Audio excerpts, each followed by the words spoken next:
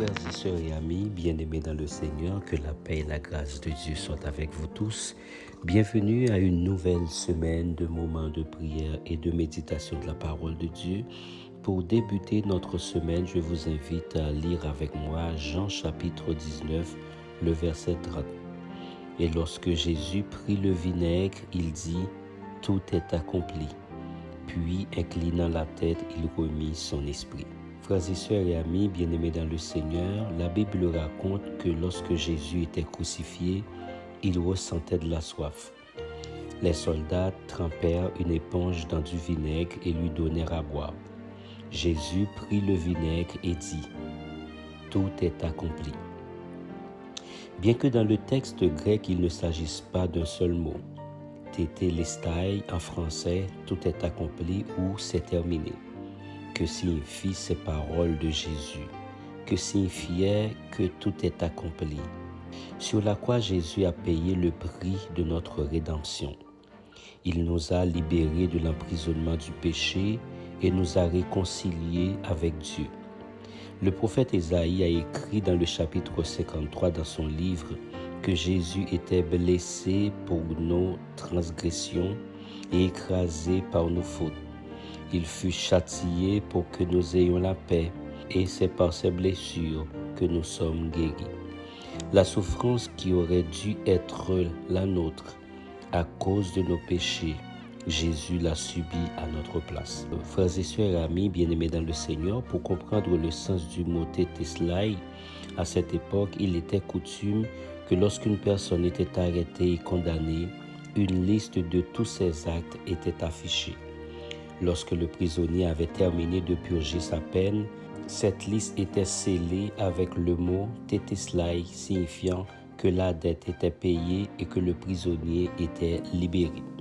C'est pourquoi l'apôtre Paul a écrit aux Colossiens que lorsque nous étions morts dans nos péchés, Dieu nous a donné la vie en Christ.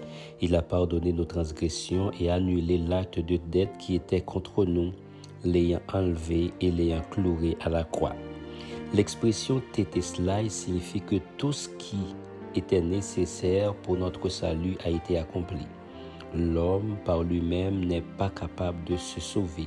Le salut ne vient pas des œuvres, mais de la foi en Jésus. Même si un condamné a un bon comportement, cela n'est pas suffisant pour annuler sa condamnation.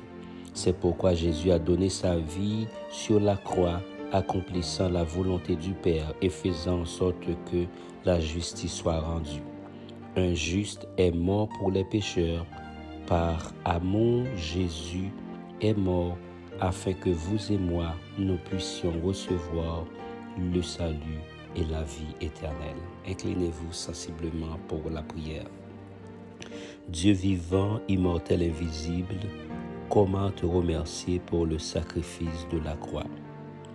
Nous comprenons, Seigneur, que tout a été préparé pour que nous allions à la perdition. Et aussi, Seigneur, tu as tout préparé pour que notre salut soit garanti.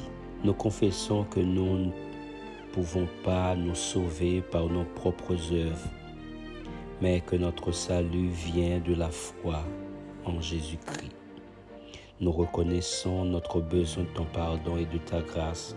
Nous te demandons de nous libérer de nos péchés et de nous accorder la paix qui vient de la réconciliation avec toi.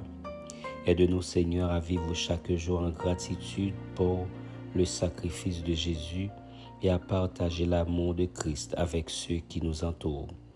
Que ta volonté soit faite dans notre vie et que nous puissions marcher dans la lumière de ta vérité. Au nom de Jésus, nous t'en prions, lui qui vit et qui règne dans toute la gloire au siècle des siècles. Amen et amen. Partagez ce message avec tous vos contacts car il peut changer la vie de plusieurs personnes. Que le Seigneur vous bénisse.